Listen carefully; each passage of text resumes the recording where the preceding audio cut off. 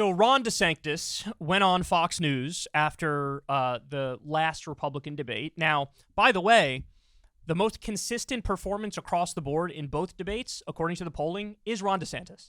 I thought he had a slightly better night the first time around, but the second time around, I did say he was potentially one of the winners, although I didn't think any of them were really winners, because I think it was the worst debate I've ever seen in my life. But the polling does show that he's like the unanimous victor in the last debate. So anyway, he's taking this moment. He's doing some interviews. He went on Fox News, and now he's going to lean more aggressively into an anti-Trump message compared to what I've ever seen from him before. I guess he's realizing it's getting a little late in the game. You got to go more for the jugular. And so here's what he says. To the voters to defend his record, to defend the decisions he's made, and also to defend why is he running on the same program in 2016 that he did not actually implement. For example, draining the swamp. He didn't fire Christopher Wray. He didn't fire Anthony Fauci. He didn't do anything to clean house. Now, all of a sudden, he's going to slay the administrative state when he gave Fauci an award his last day in office. What about all the spending?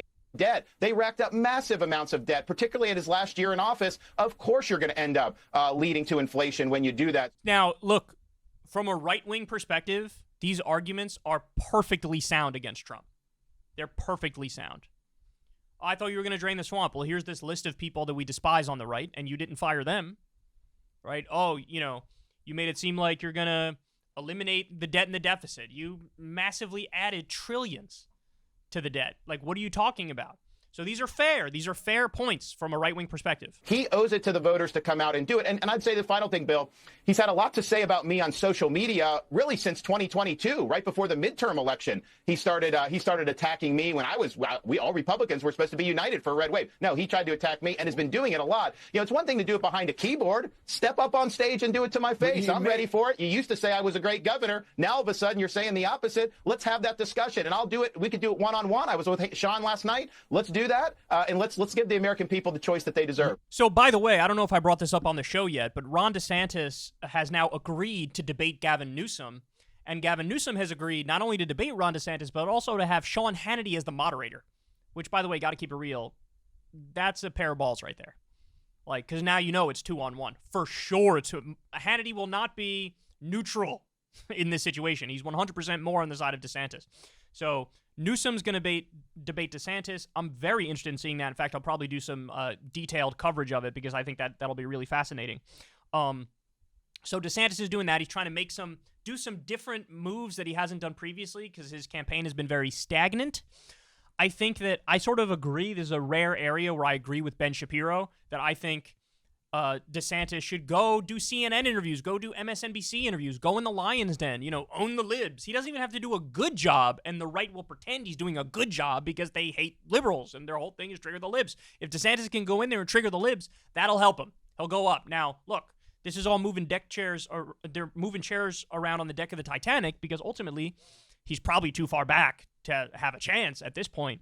But I like this. I like that he's going out there and challenging Trump. And by the way, Trump is going to be a little bitch because he's up like 50 points. He's not going to want to do it. He wants to protect his lead. I hate that. I told you guys, I think it should be a law. Biden should have to debate Marianne and RFK. Trump should have to debate the other Republican candidate. It really is a slap in the face to democracy. Just like, I'm entitled to it. Look at my poll numbers. You're not entitled to it. No. So I think it should be a law. But also, I'd love to see this one-on-one debate. I hope Trump agrees. He's definitely not going to agree, but I'd love to see it. Because it'll be interesting, man. Trump, especially in 2015 and 2016, he won virtually every debate. And it was even my opinion, aside from the polls, I think he won those debates. But, I remember his debates against Biden. Trump did not win those debates. Maybe you could argue one of them, maybe. But no, what happened was he came across like a badgering lunatic, too aggressive, and Biden just looked like a normal grandpa who's like, there was one moment where he's like, hey, would you shut up, man? And it was like, yes, thank you. The guy won't shut up. And look, he runs that potential risk with going against DeSantis. I don't think DeSantis is a great debater, but he's good enough, right? Like, he's good enough given the competition that's on the stage with him in this Republican primary. But next to Trump might do the same thing. Too much Adderall, too aggressive, too annoying, doesn't land, and DeSantis could win just by looking more normal. So I'd love to see the debate. It's almost certainly not going to happen. But look, let's not get it twisted. That is exactly the opposite of what Trump's people think it is. Trump's people think it's genius, it's tactical, it's actually really macho. No. It's a bitch-ass move, man. In the same way that Trump, remember when he refused to go to the Fox News debate because Megyn Kelly was going to host it, and the last time Megyn Kelly, she was mean to me, she's very nasty to me, and he ran for the hills. And he spun that as, yeah, I'm being strong, I'm being an alpha male. No, that is the most beta shit I've ever seen in my life, and also him ducking this debate would be beta. But here we go. DeSantis getting a little bit outside of his comfort zone, trying to lean in, realizing he's way, way, way too far behind, and I don't think much will come of it, but I think it's the correct posture to take either way. All right, guys, that's the show.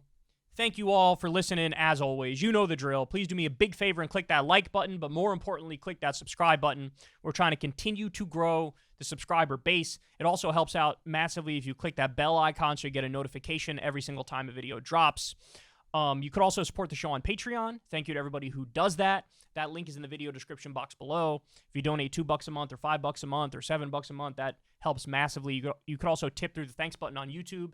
That button is below as well. And you could support Crystal Kyle and Friends on Substack.